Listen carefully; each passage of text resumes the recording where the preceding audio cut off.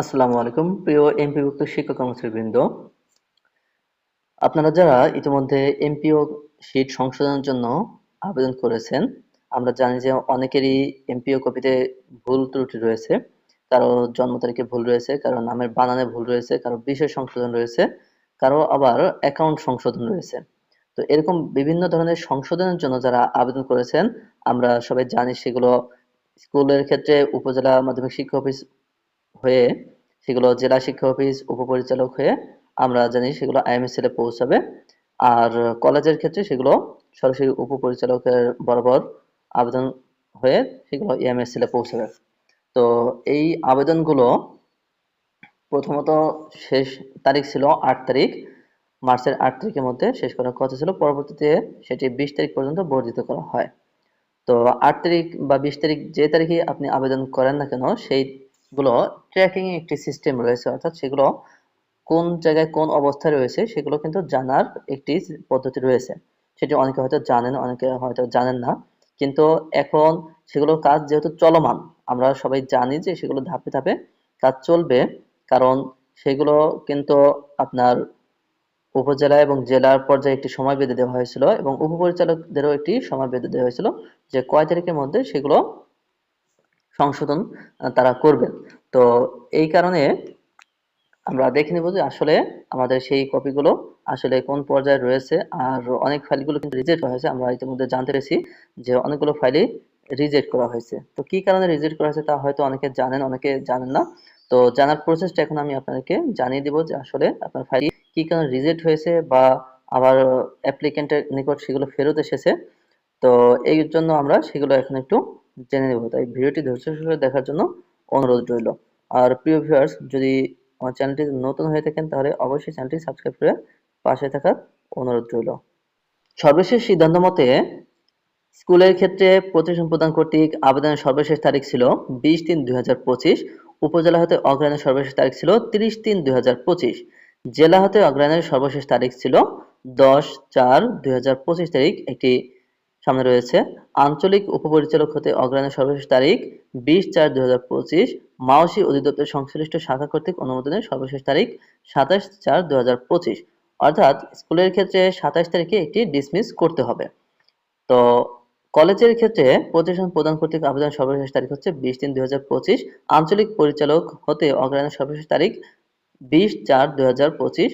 মাওসী অধিদপ্তরের সংশ্লিষ্ট শাখা কর্তৃক অনুমোদনের সর্বশেষ তারিখ ২৭/৪/২০২৫। অর্থাৎ স্কুল কলেজ যেখান থেকে আবেদন করুন না কেন ২৭ তারিখের মধ্যে সম্পূর্ণ ফাইলটি ডিসমিস হবে।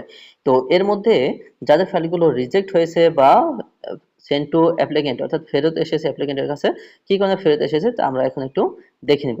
আর সেগুলো কেনই বা ফেরত আসলো আর কিভাবে দেখতে পারবেন সেই বিষয়গুলো এখন আপনাদেরকে দেখিয়ে দিচ্ছি। তো আমরা বরাবর মতো উপরে যে লগইন বাটন রয়েছে সেই লগইন বাটনে ক্লিক করব। এখন আমরা এমপিইএফটি তে যাব না, আমরা সরাসরি লগইন চলে যাব যেখান থেকে আমরা আবেদন করেছিলাম। তো লগইন প্যানেলে যাওয়ার পর সেখানে ইউজার আইডি এবং পাসওয়ার্ড দিয়ে আমরা সাইন ইন করে নিব। এরপর আমরা চলে যাব এমপিও তে। এমপিও তে যাওয়ার পরে আমরা যেখানে আবেদন করেছিলাম কারেকশনের আবেদন, তো এইখানে একবারে সর্বশেষে ৯ নাম্বার যে আইকনটি রয়েছে সেই ৯ নাম্বার আইকনে আমরা ক্লিক করব। অর্থাৎ এখানে ৪টি ডট চিহ্ন আমরা দেখতে পাচ্ছি। আবার অ্যাপ্লিকেশন লিস্ট আর্কাইভ যেখানে রয়েছে অ্যাপ্লিকেশন হিস্টোরি, তো এই অপশনে আমরা ক্লিক করব। ক্লিক করার পরে আমরা এখান থেকে যত আবেদন করেছি এই পর্যন্ত সকল আবেদন এখান থেকে দেখা যাবে।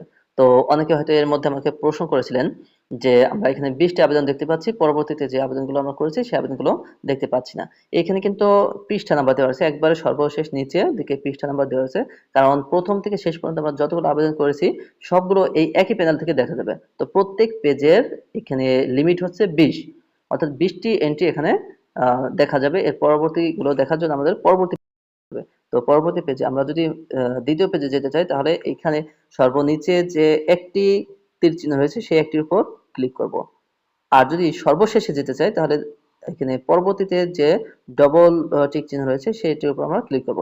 তো আমরা এখান থেকে যে তারিখে আবেদনগুলো করেছি সেই তারিখগুলো আমরা দেখতে পাবো যে ১১, ১৩, ২০, অর্থাৎ যে যে তারিখে আবেদন করেছি সেই আবেদনগুলো এখান থেকে আমরা দেখতে পারবো। এরপর সেগুলো এখন কোথায় রয়েছে, কি অবস্থায় রয়েছে, সেগুলো প্রেরকের দিকে আমরা তাকালে কিন্তু দেখতে পাবো যে সেগুলো কোন জায়গায় রয়েছে, অর্থাৎ এখন উপজেলা থেকে রিকমেন্ড করা হয়েছে। আর এখানে যদি ফেরত আসে তাহলে কিন্তু এখানে কি কারণে ফেরত আসছে, এখানে রিজেক্ট অথবা ব্যাক টু অ্যাপ্লিকেন্ট এরকম একটি লেখা আসবে। তো যদি যেখান থেকে ফেরত পাঠাক, যদি আবেদনটি কোনো সমস্যা থাকে, অর্থাৎ যদি কোনো ভুল থাকে, সেই ক্ষেত্রে ব্যাক টু অ্যাপ্লিকেন্ট আসবে। আমাকে এটি আবার পুনরায় পাঠানোর জন্য, অর্থাৎ কারেকশন করে পাঠানোর জন্য ব্যাক টু অ্যাপ্লিকেন্ট আসবে। আর আমার চাহিদাটি যদি এরকম কোনো ভুল থাকে যে আমার এটি প্রাপ্য নয়, তাহলে সেই ক্ষেত্রে একটি রিজেক্ট আসবে।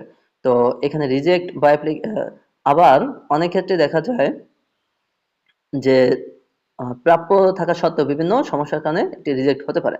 তো যেভাবেই আসুক না কেন, ব্যাক টু অ্যাপ্লিক্যান্ট অথবা রিজেক্ট যেটি আসুক না কেন, আমাদের এখানে দেখতে হবে যে আসলে কি কারণে এটি রিজেক্ট বা ব্যাক টু অ্যাপ্লিক্যান্ট করা হয়েছে। এর জন্য আমরা চলে যাব একবারে পেজের শেষে। তো পেজের শেষে যাওয়ার পর এখানে বাতিলের কারণ দেওয়া রয়েছে।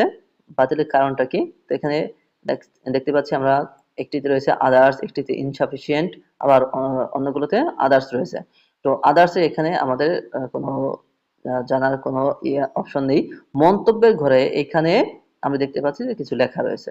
তো মন্তব্যের ঘরে এখানে যদি আমরা ক্লিক করি, তাহলে আমরা এখানে থেকে দেখতে পাবো। এটির উপর চাপ দিলেই দেখা যাবে যে আসলে এটি কেন বাতিল করা হয়েছে। প্রিয় ভিউয়ার্স, তাহলে এখানে মন্তব্যের ঘরে আমরা যদি এই লেখার উপর ক্লিক করি, তাহলে কিন্তু এখান থেকে দেখা যাবে যে কি জন্য এই ফাইলটি রিজেক্ট বা ব্যাক টু অ্যাপ্লিকেন্ট করা হয়েছে। আর এখান থেকে দেখে আমরা পরবর্তী নির্দেশনা মতো কাজ করতে পারবো। অর্থাৎ যদি কোনো ভুল ত্রুটি থাকে সেগুলো আমরা পুনরায় যাচাই বাছাই করে সেগুলো সংশোধন করে আবার পাঠাতে হবে। আর যদি এখানে রিকমেন্ড থাকে বা পরবর্তী এখানে উপজেলা, এরপর জেলা বা ডিডি এরকম যদি লেখা থাকে বা লাস্টে ডান হয়ে গেলে আমাদের কাজ শেষ। যদি এখানে ডান লেখা ওঠে বা প্রোগ্রামার লেখা ওঠে, সর্বশেষ স্তর হচ্ছে ডান। তো ডানের আগে একটি ধাপ রয়েছে program send to program programmer. তো এগুলোর পরে সর্বশেষে ডান লেখা উঠবে। ডান লেখা হলে কিন্তু আমাদের এখানে কাজ শেষ হয়ে যাবে। তো এইভাবে আপনারা আবেদনটি দেখে নিতে পারেন যে আবেদনের সর্বশেষ কি অবস্থা রয়েছে। প্রিভিয়াস EFT সম্পর্কিত বা শিক্ষা বিষয়ক যাবতীয় ভিডিও পেতে অবশ্যই আমাদের সাথে থাকুন। সবাই ভালো থাকবেন, সুস্থ থাকবেন। সবার জন্য রইল শুভকামনা। আল্লাহ হাফেজ।